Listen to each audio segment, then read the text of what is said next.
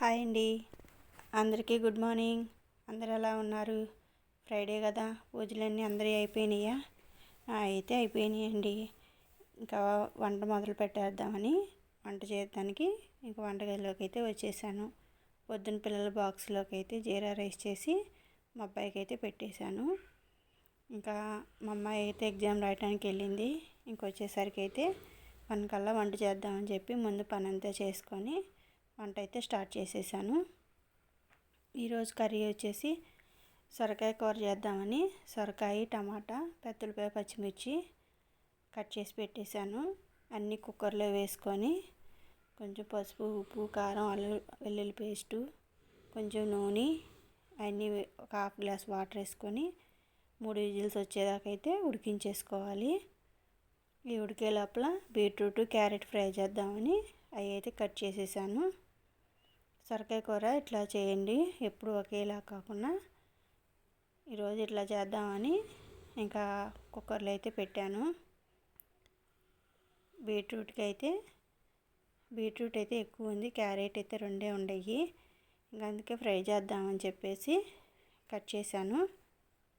ఇంకా ఆయిల్ అయితే పెట్టాను, పోపు దినుసులు వేసేసుకొని ఇంకా బీట్రూట్ కూడా వేపేసుకోవాలి.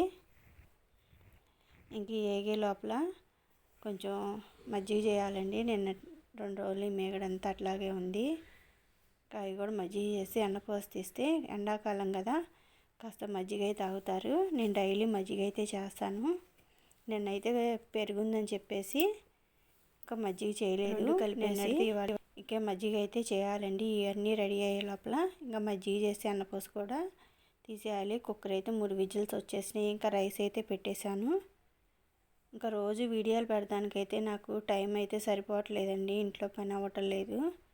ఇంక ఈ రోజు నుంచి రోజు ఒక వీడియో అన్న అప్లోడ్ చేద్దామని చెప్పేసి నేను చేసే పనే పెడదామని చెప్పి ఈరోజు అయితే వంట ప్రోగ్రామ్ అయితే పెట్టేశాను. మజ్జిగ అయితే చేస్తున్నాను.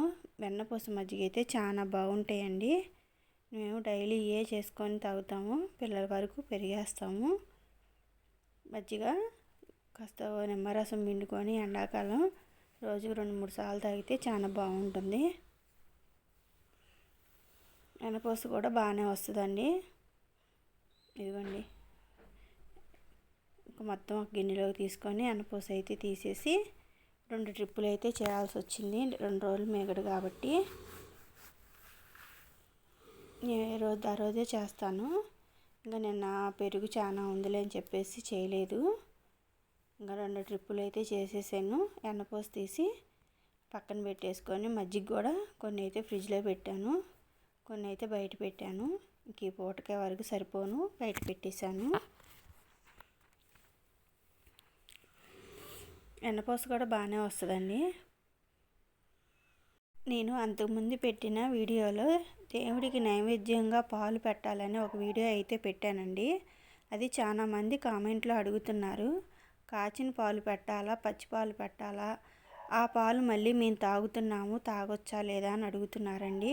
ఇప్పుడు దేవుడికి పెట్టే పాలు కాచిన పాలే పెట్టాలి. మనం ఎంగిల్ చేయకుండా ముందు కాగబెట్టగానే కాసిన తీసేసుకొని దేవుడికని పక్కన పెట్టుకోవాలి.